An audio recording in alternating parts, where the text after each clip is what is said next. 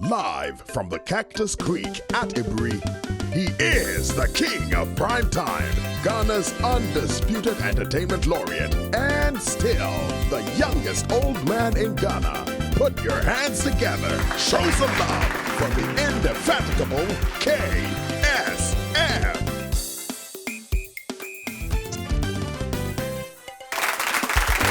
The KSM Show. Hello. Well, hello. How's everybody doing? It's always good to be with you Friday. And like I've been saying, I'm coming to you from a coded location. All right. Let me speak the truth. I'm actually in the Ukraine. And I hear that Ghanaians, we are complaining, we don't get wheat. So I'm trying to get some wheat smuggled to you guys, man. It's really coded. I'm coming to you from Ukraine. Anyway, very interesting. What's happening in Ghana, man? There's so much happening in Ghana. I don't know where to start. But this is what I found very interesting. I think when the president met the MPP people celebrating the 30th anniversary, he was asking them to help him perform his biggest feat, and that is to make MPP the first party in the history of Ghana to break the 8. So he's asking for help. He wants to really achieve that feat of breaking the 8. And I was thinking, actually, I may have a few ideas. So Mr. President, if you are listening, maybe you are not, but those of you who are listening, you can pass this to him, because I'm assuring you, these are 2 things I'm going to give you. And if you're able to do these 2 things, you break the 8. But let me tell you what you should do. The first thing, Mr. President, I remember in your campaign before you won, you were promising that when you come, you have a vice president who understands the economy. So the cedi to the dollar will be 1 to 1. Who can you? 1 cedi, $1. Now look at where it is. So in order for you to break the 8, I promise you, tell Ken, but you do what you can and bring the cedi down to 4 to 4 is a bit too low. But you bring it to 6. If you bring it to 6 and Ghanaians can wake up now and go to the Forex and exchange it 6 to 1, you can break the 8. That's one way. The other way too is I remember the promise that all the youth of Ghana who are looking for accommodation, you're going to pay the rent advance for all the youth. You pay the rent advance. Please, just do that. In the midst of everything, just find some local fuel and pay the rent advance from the youth. And trust me, which means you break the 8. There's only one catch, man. When we do this and you break the 8 and you come to power, Charlie, I want finance, do something for me, man. Anyway, we just wanted to touch base with Ghana since I'm in the Ukraine, and have a great guest coming. And by the way, since I'm away and I was not able to do a brand new interview for this week, but next week, trust me, I have some hot interviews coming your way. I just figured, what can I repeat? And I was thinking, and I said, well, there's this guy that I talked to, this gentleman who is so passionate about jobs. Jobs. Jobs in Kwan. That was his slogan, jobs in Kwan.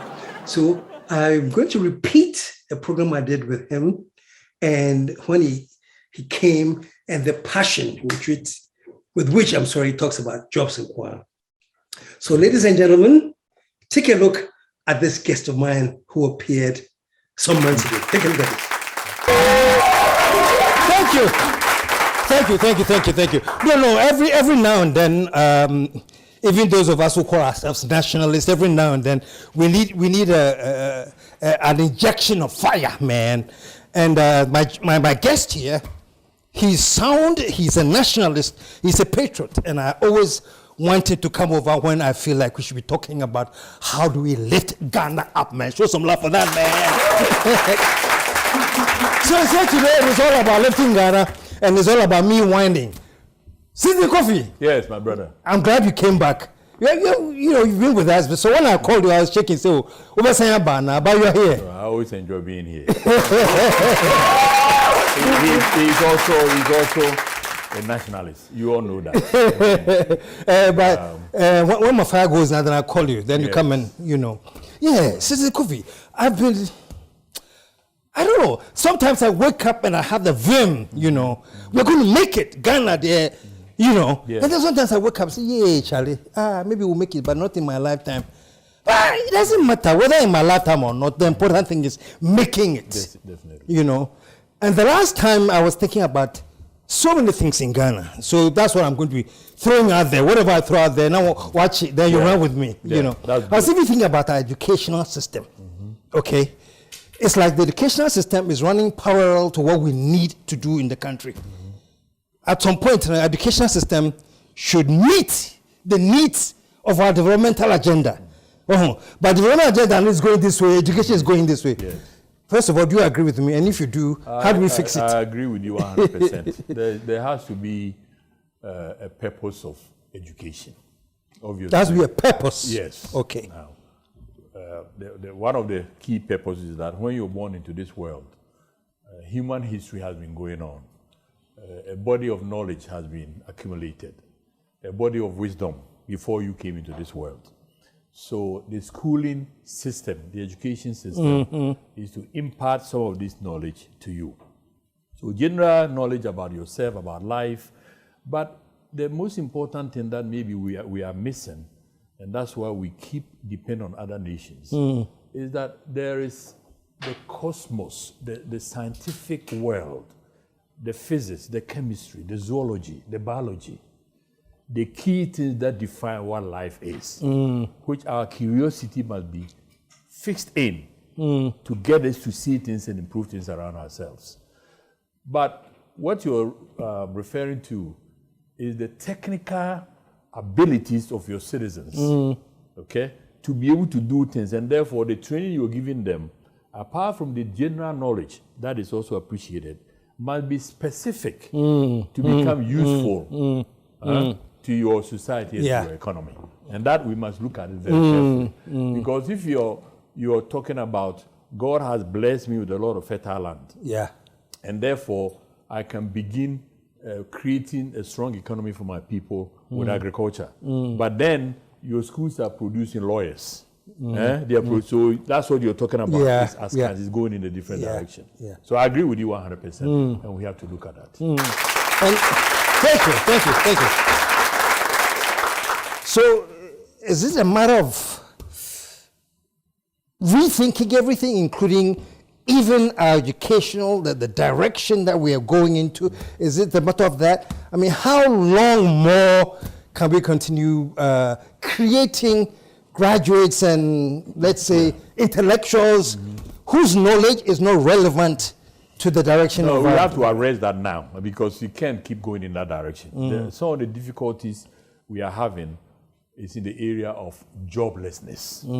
We have our graduates who got out from the university 3 years ago, 2 years ago, last year, sitting at home. Okay? The society has invested tremendous amount of resources in them. And when they come out, you would think that there is some kind of a plan that immediately absorbs them so they become useful to themselves and to the society. Now, being useful to themselves, that they have a job and they are making income. Being useful to the society means that because they have an income, they will be taxpayers. And therefore, government will have the money to go around and educate the next batch of people who are coming. So after you educate them, if they are not employed, if they are sitting at home, then you are constantly throwing money into the gutter because it's not coming back to you. You understand what I'm saying? I understand what you're saying. And sadly, it's not like they are unemployed, so they are sitting home. They are very busy forming, I hope it's no longer, but they had the Unemployed Graduates Association. If you come out and you have enough energy to come up with a group that has a constitution and rules and regulations called the Unemployed Graduates. That's scary. Yeah, it is, but my brother, let's look at it this way. I think it's indicative of something. It's indicative of what is the kind of education that they got. That when they came out, they don't have the initiative to go and start something on their own. You understand? And they also, I studied biochemistry. With biochemistry, really, I cannot go and start a business on my own. But is there a factory that was created that made the curriculum of the university include biochemistry? I've studied hard. I have the degree. I've come out. Okay. So, as ludicrous as it may seem, it is also telling a story of the loopholes in the planning system of our education. That we know that the biochemistry department of KNUST, every year, 30 biochemists are going to come out. What are we going to do with them? Is there something that, otherwise, why are you teaching them biochemistry? If they are studying zoology, they are going to come out at some point. When they come out, what is going to happen to them? So now, by them forming an association, is raising the red flag that, look, people, I am a son of Ghana. I was given an opportunity to go to one of the best universities in the country. I've done my part. I'm out. I wish I had the skills to go and start a business on my own. But really, I don't have that. But I don't think that as a proud citizen of this country who has invested in me, I should sit at home. And therefore, I'm forming an association to tell the society that, please, listen to me, there's something going wrong. So me, that is the way I looked at that. I met with them before. I met with their leadership and all of that. And they were very, but I gave them some advice on some things they can do. You don't have to go into biochemistry only. You can do something else. You've been taught how to think, how to do logic, how to look around and do something else. Isn't that the problem? We don't teach people how to think. Educational system, for the most part, teaches them what to think and not how to think. So I guess that's all part of the problem. So it is. That's all they know is we have gone this and this is what we have been trained to think and this is what you're looking for. And not how, okay, I can't use this in this system, so how can I maybe create something else? So, but that is lacking. Yeah, chew, pour, pass, and forget. It's it's memorization. Yeah. You know what I mean? Yeah. There's a certain aspect of schooling that makes that useful. But if you just focus on that, then you don't have a complete person coming out of your university. So you're putting your finger on one of the key things that I think the nation has to look at, the education policy of the country.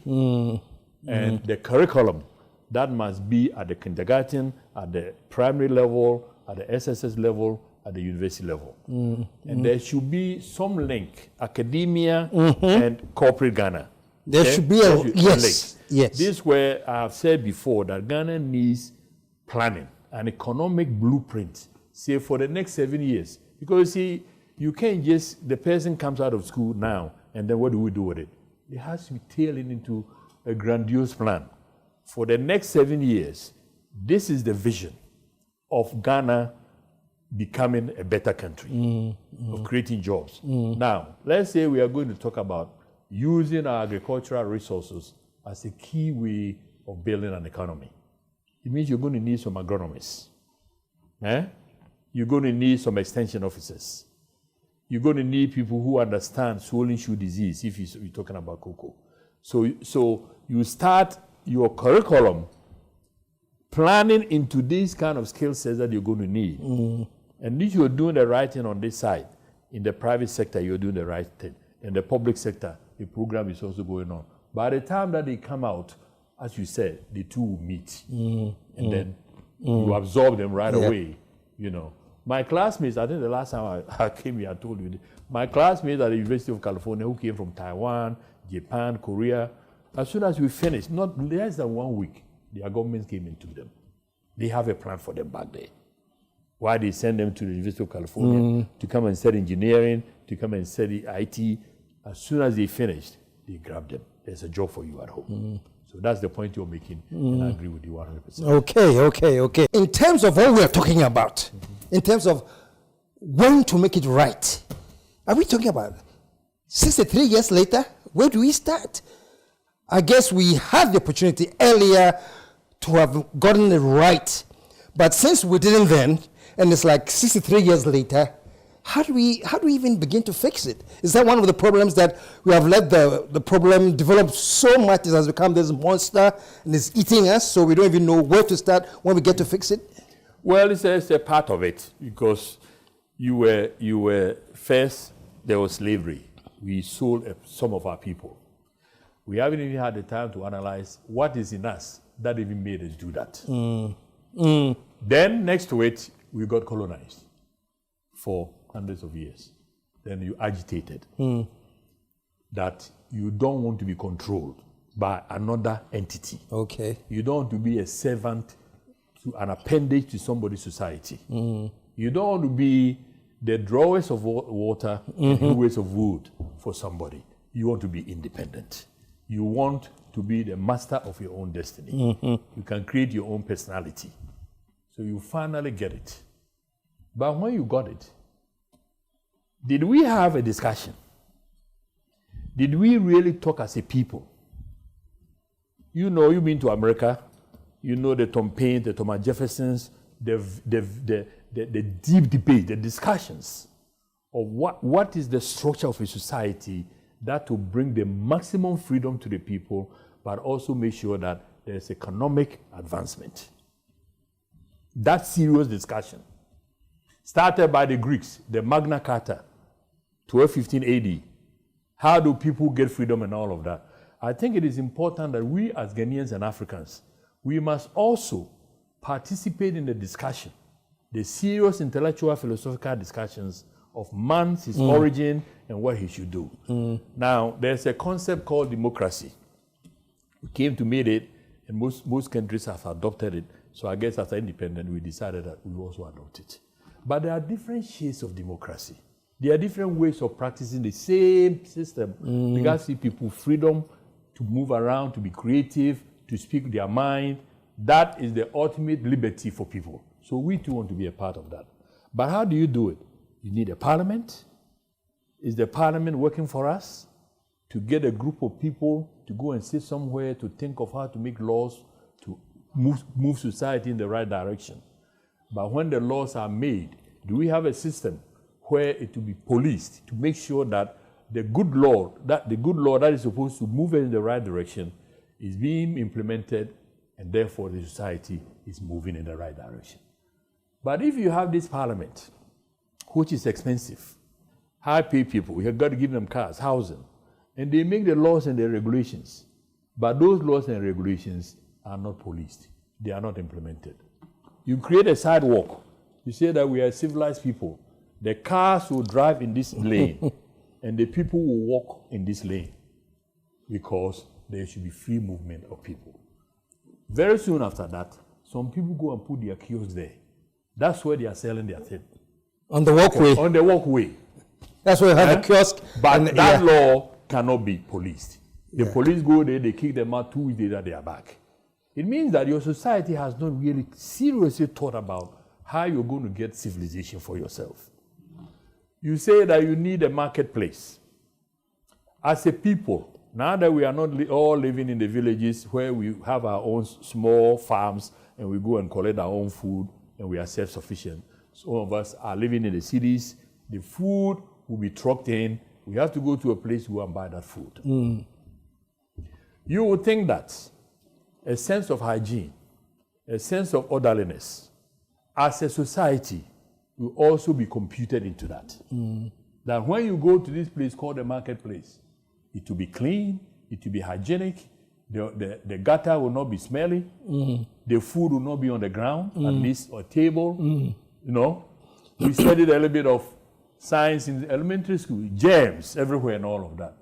But in our case, when you go to the market, excuse me to say, you say today we are shooting the breeze. Yes, yes. So we may say certain things not to insult anybody. No. We love We're just being real. Yes, let's keep it real. Yes. In the first place, a lot of our sisters and mothers who are going to sell the thing, they are not hygienic. In the first place, the person going to sell the food.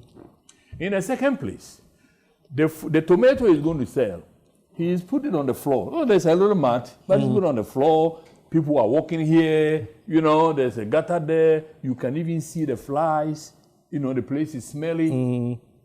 My brothers and sisters, in 2020, the concept of civilization is not what somebody is going to come from the World Bank to come and tell you to do.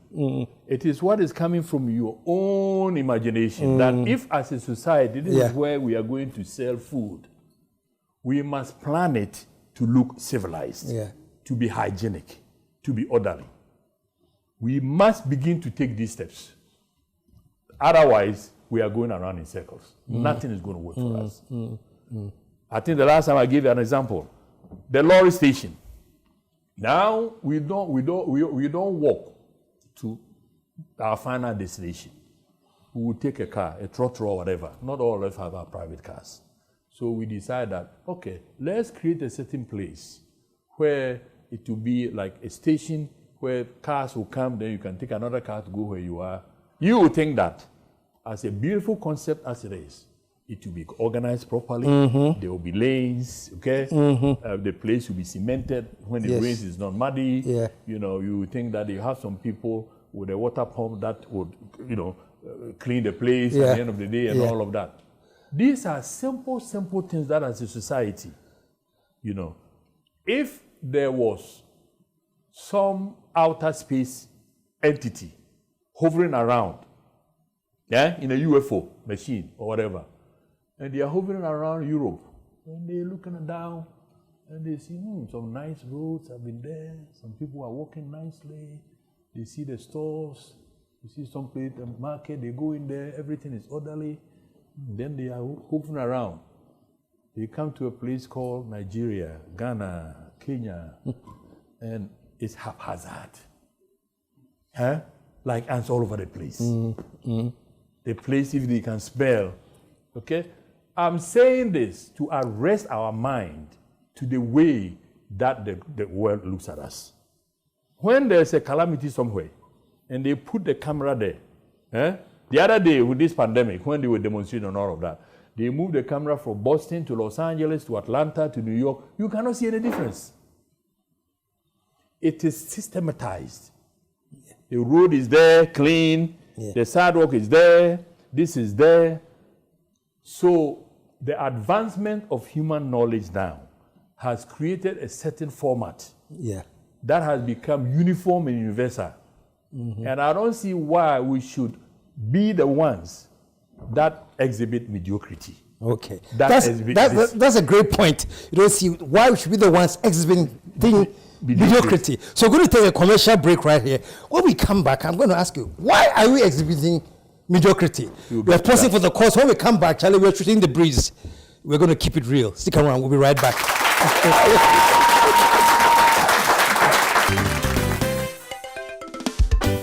The KSM Show. Okay, folks, and from Hollard Life Assurance, we've been talking about the great Mibimbo. And I was going through some of the questions that people ask frequently about this whole Mibimbo product. And one of the questions is this: how do you add a beneficiary to the list? Because I always say that if there's any accident, you are covered, or if you have named the beneficiary is also covered. And people are asking, how do you name the beneficiary? Please just go through the voice prompts, and there's going to be a segment that's going to ask you whether you have any other person that you want to include, and go ahead and include the details. But like I always say, if you have any problems, you're better off talking directly to their agent on the hotline. The hotline is 0302 799 788. And by the way to access the Hollard Life Assurance Mibimbo product is simply having a Vodafone chip. Once you have a Vodafone chip, just insert the chip and dial *269#, and then follow the voice prompts. Go through it, okay? All right, and you have the hotline in case you want to speak directly to a representative. It's What here did he? Ebusha pay so be into 1,000 Ghana cedi near Francisco or Penny Quadia Yeno. Ayaka. Mommy, I have 2 boys in my home. See, my leg is broken. The hospital bill they are finished. My house money all they are disconnected. So what for no money? You come and say it now, mommy. And tell family. Me bambo life insurance and tip and was me. A player team, Adiachi a year, Adiachi from body, Ukofeska him. Me catch the book banku. With little money like 1 cedi. So when you are from here, or catch him say, insurance dear. A big man talk. You just dial star 269. No about hash. Where we always is a chicken. It's a chicken. With 1 Ghana cedi, 5 Ghana cedis, 15 Ghana cedis, or 30 Ghana cedis per month, you can get up to 30,000 Ghana cedis for funeral and disability cost. Dial star 269 hash to sign up via Vodafone Cash today. Me Bambo, insurance made for you.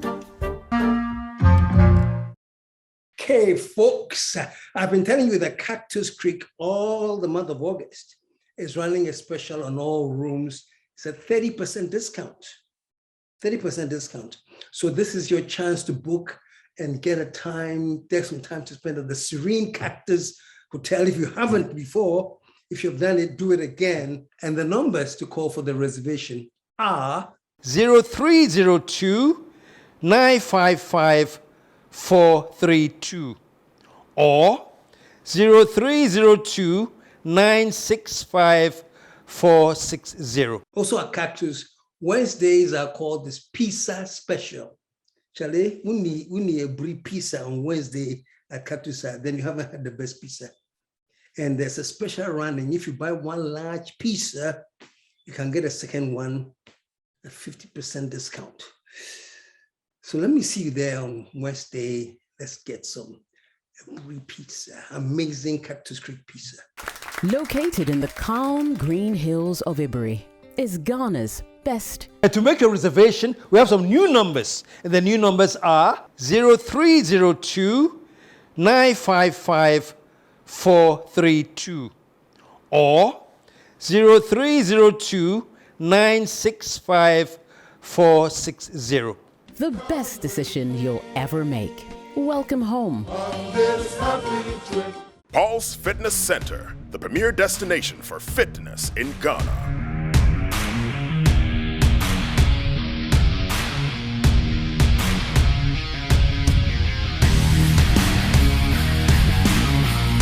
Meet the indefatigable captain. There are 3 things that I love doing. Number 1, workout. Number 2, workout. Number 3, workout. Workout put mind, soul, and body together. The captain has spoken. We're getting busy. Bright lights, yeah, they make me dizzy. Logo Liggy. I just want the Lizzie. It's a Logo Liggy. Uptown, chasing for the Lizzie. Downtown, everybody busy. Logo Liggy. Like we Logo Liggy.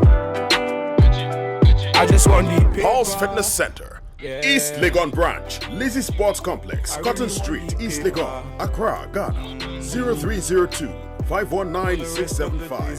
Kumasi branches, Officers Mess Branch, Denyame, Major Kobina Drive, Kumasi, 0541 871 602. Golden Tulip, Kumasi City Branch, Rain Tree Street, 0322 492 647. Paul's, the premier destination for fitness in Ghana.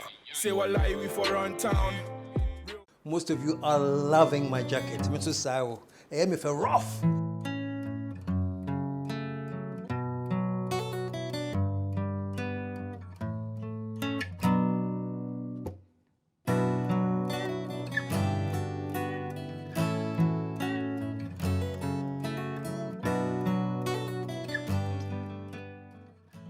The jacket is provided by ASEPA Essentials. So if you want some, this is the number to call, 0209 059 215. So call ASEPA and get yourself a pretty decent jacket.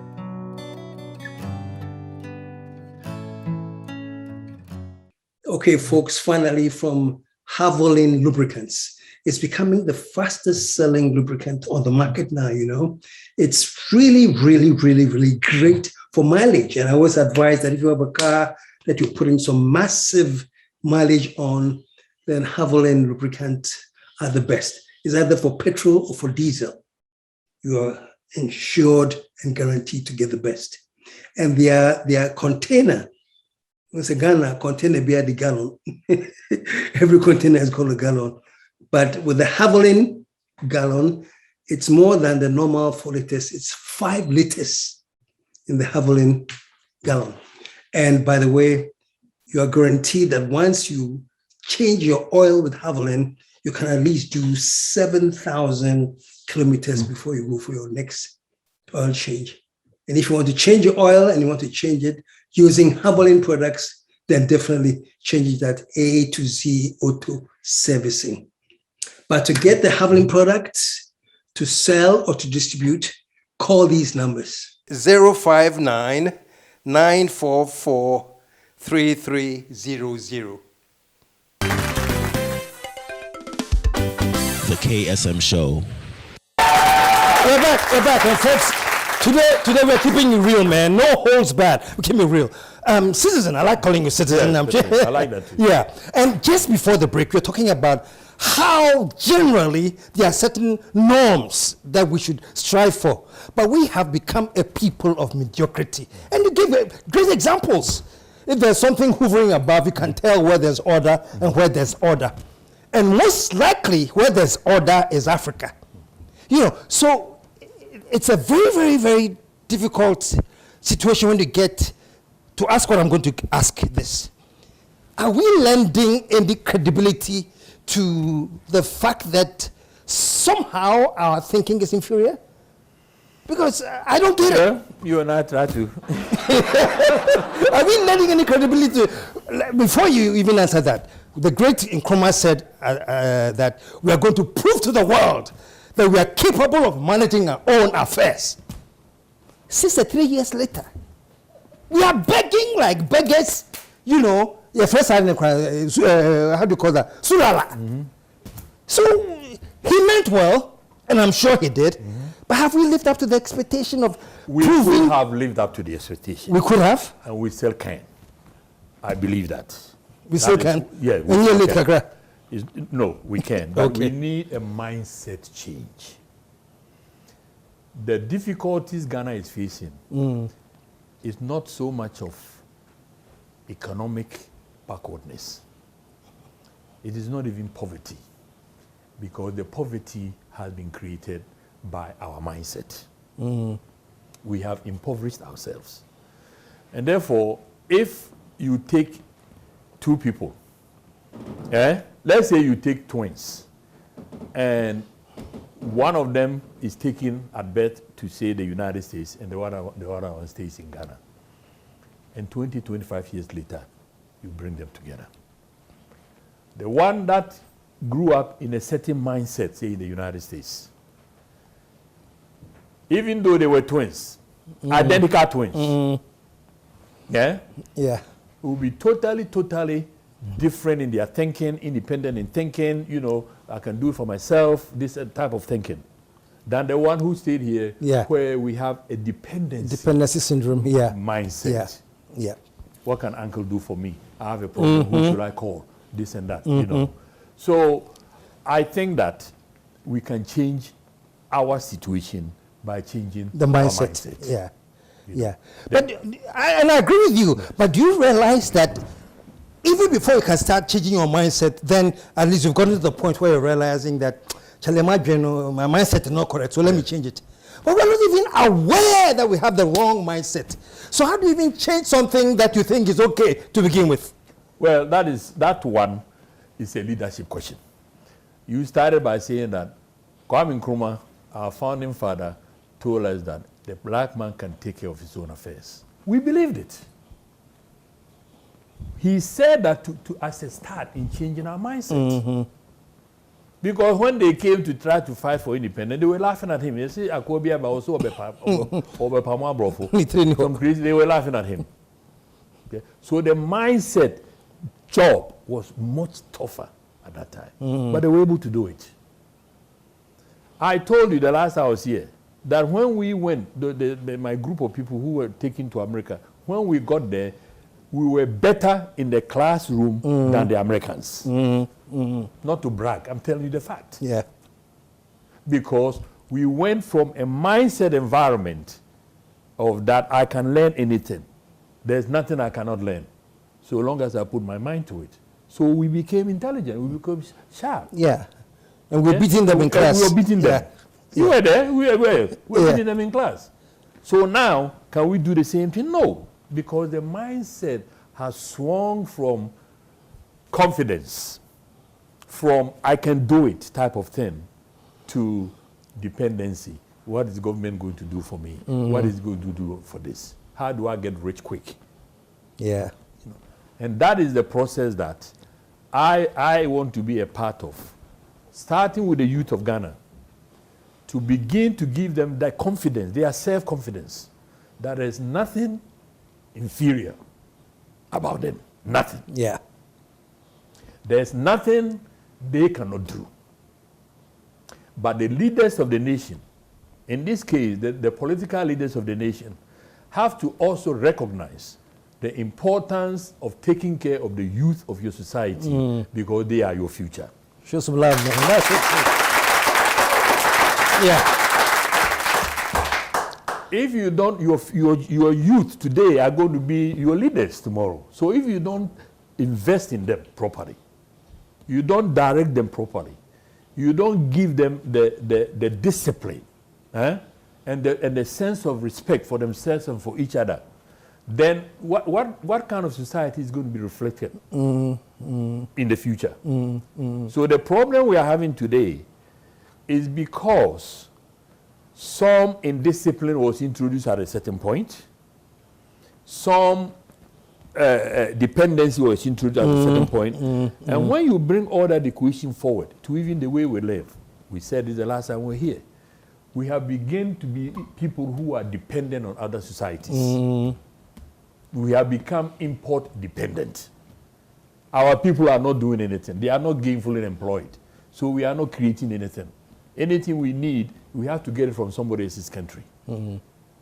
Folks, I'm telling you, Ghana has to wake up. I'm not trying to create any sense of go and agitate or whatever, but it is a question of us at some point saying time out. Let's stop the joking. What the gentleman in the KSM studio is saying, we must listen to it carefully. We can't keep borrowing, can't keep importing. We can't do that. We will be a failed state. And the culture of work in this country is almost disappeared. Yeah. You know? Yeah. Even people, and you say we are shooting the breeze, so let's shoot the breeze. Shoot on, bro. Even people,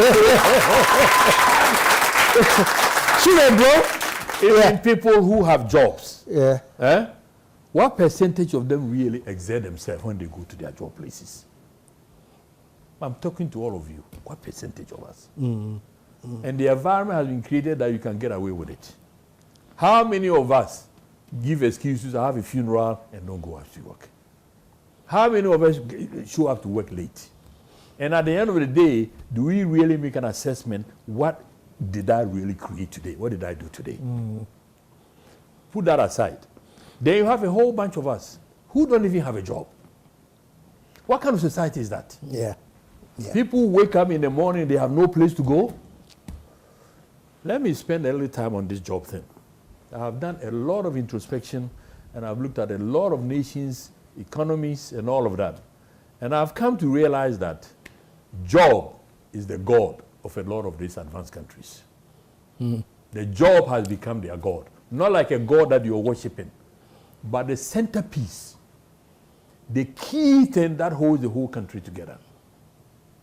Because if a human being gets up in the morning, whether they're educated or uneducated, whether they have expertise or not, for that 24 hours, there has to be some system, some machinery, some environment where they can go and exercise their creativity, their adventurism. As a human being, what is the purpose of life?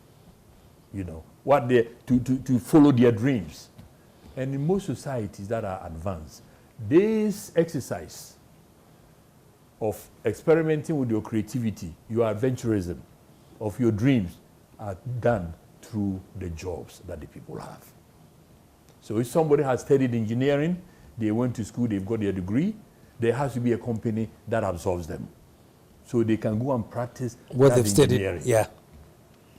A young boy, 5 years old, goes to the farm with the mother, walk to the farm. That young boy, for the first time, sees something in the air.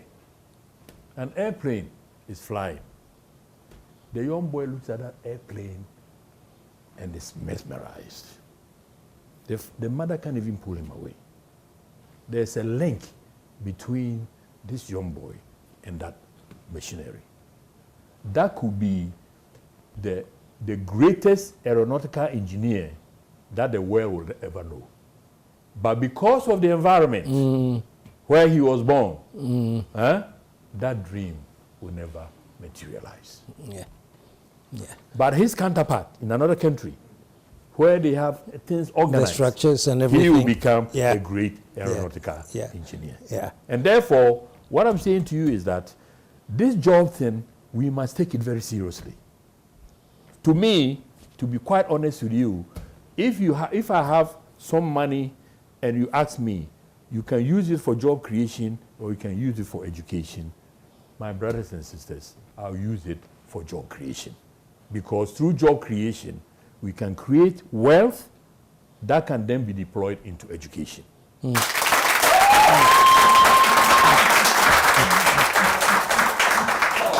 I've talked about the step function process that we must have, the low-hanging fruits, the resources that the good Lord gave us that are abundant, that we can use to build a strong domestic economy, to create goods and services for ourselves. And if we do it well, we can export some to other people. And we sell that, and that export revenue is that we can use to build strength in other areas, in social investment, to provide hospitals and clinics for our people, education, good education schools, teachers who are paid very well. Because if you're going to do education and your teachers are not incentivized because they are not well paid, their attention is somewhere else, you are going to get inferior education. Yeah, thinking about the gram say they'll do afterwards. Yeah. So this is an important issue that you are raising, and I think the point that I just want to make is that we need to start planning the life of Ghana, to think through things and put in specific plans for areas that we have strength, that we are going to use to build on the strength. And when we build a strength, I'm not saying just do one thing. We can do many things at the same time. But we must think about that for them to make sense. Okay. Put your hands together, man. Now, when we're talking about, little kids seeing a plane and their fascination with it, and how that could amount to nowhere because of where their environment is. Right. As against somebody else who see the plane, but there's a direct link to the plane. A friend of mine I was talking to and was joking, was saying, or Ghana, address yet. That's how he put it.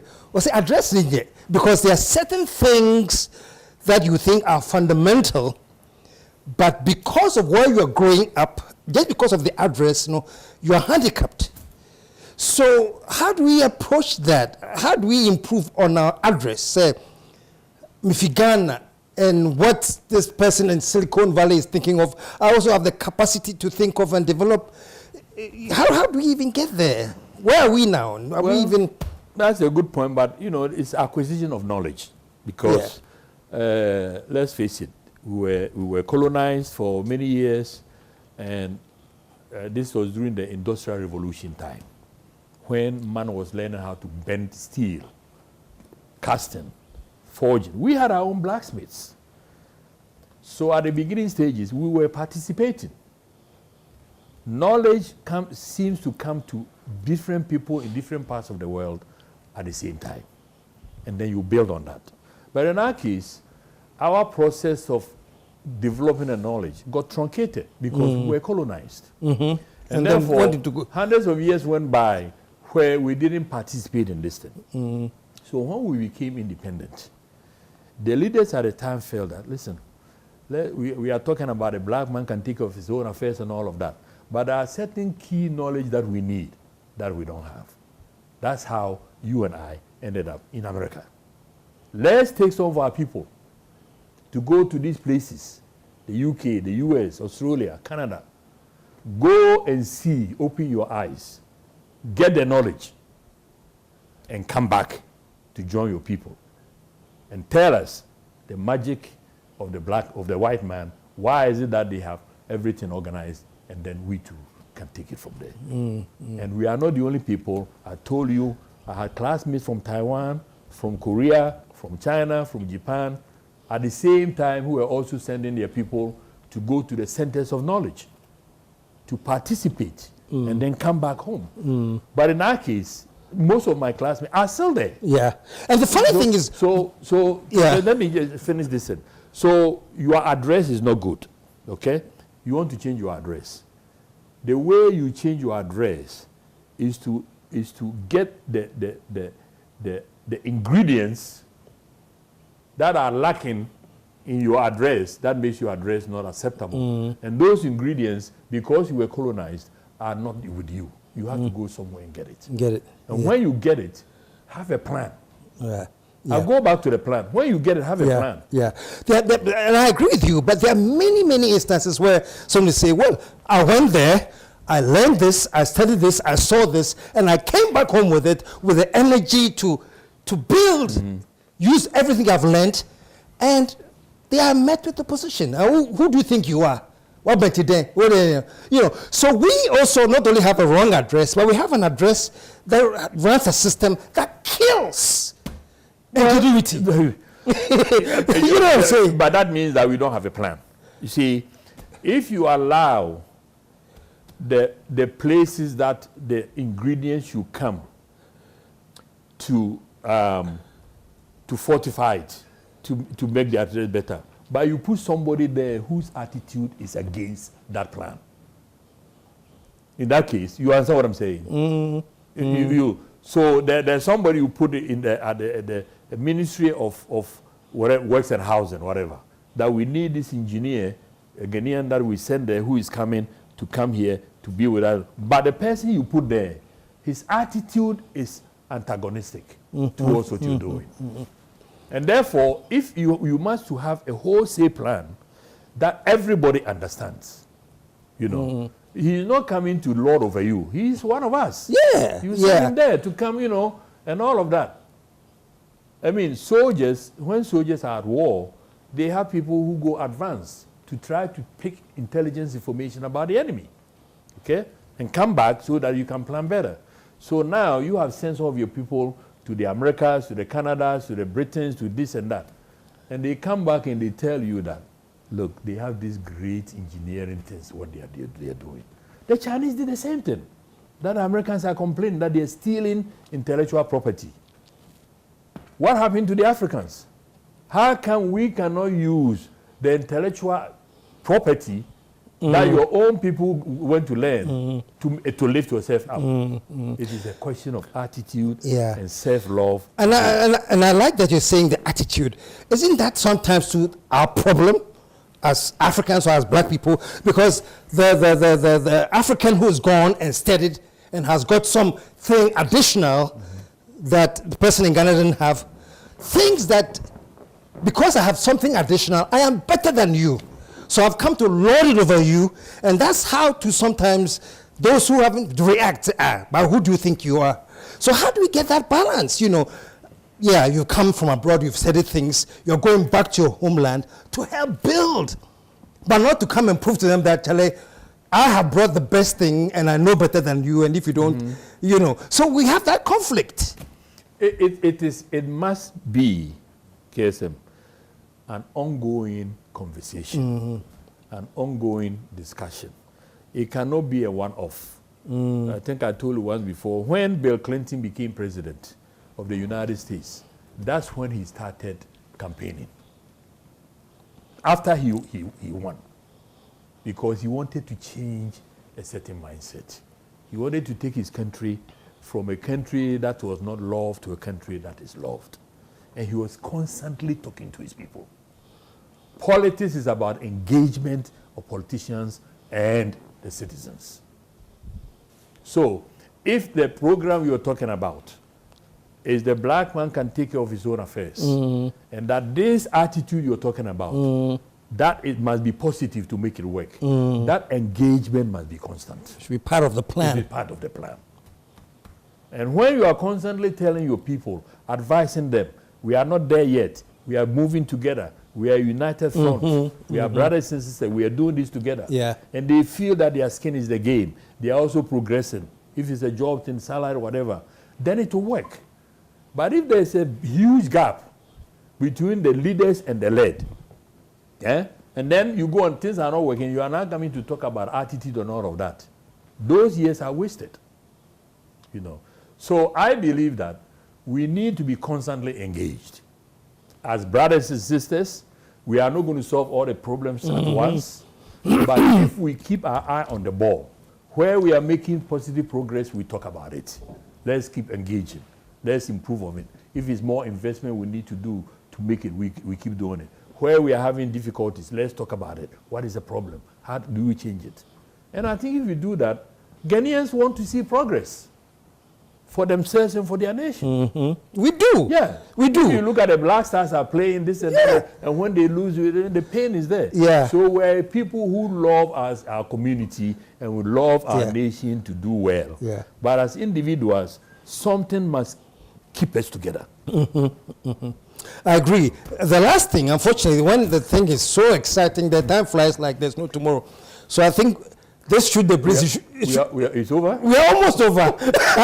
This should become a monthly platform, a monthly discussion. Because what I want to ask is this, and tune into the radio anytime. They've opened the phone lines for Ghanaians to talk about what needs to be done. Everybody has the right answer. It seems that everybody knows what we should be doing in this country. If there are 100 radio stations and they all tune, they'll all be saying the same things that we should be doing. So if we know so well, and everybody knows the right thing, how do we end up here? Well, we have to change the incentive system of the nation. People who do the right things must be rewarded. Even when you are training a dog, if you want a dog to do something, whatever you want that dog to do, the first time the dog does it, you give it something. You always get him to do it. So human beings are also the same. Our reward system must be structured to reward the positives for society. But I hate to cut you because of time. Let me cut you quickly. We have a system that rewards the negatives. That's what we're dealing with. Change it. That's the point I'm making. I'm agreeing with you. Yeah. You must change it. Because if you do that, if it's the negative that will give me a reward, human beings will go and do the negative. Yeah. You know? Yeah, a very, very simple basic example is like there's an event. It's supposed to start at 9 p.m. Okay, the event will start at 11 p.m. Why? Because they were waiting for those who are coming late. Oh, let's not start now. So those who went there early on time and respected time, they are punished. And one of the guys because why? We want to wait and reward the latecomers. So that has become our society. We That's an excellent example. Yeah. We accept it, and we should not. We accept it. Yes, and then so the punishment has to be here again. Every society is led by leaders. Okay, so if there's a function, and say some minister is supposed to be the keynote speaker, if he's late, the people should walk away. Show some love. If they begin to do the right things, then the followers will change to the do thing. the right thing. But if they are the head and doing the wrong thing, because they are the busiest people in the world and they were so busy doing everything, that should not be acceptable. Yeah. You are supposed to address this audience at 11 o'clock. You should be there at 10:30. Yes. Yes. So, thank you for inviting me again. But let me All right. Well, thank you so much, Dr. Amwa. Share some love one more time. Yes, the master's job in Kwan.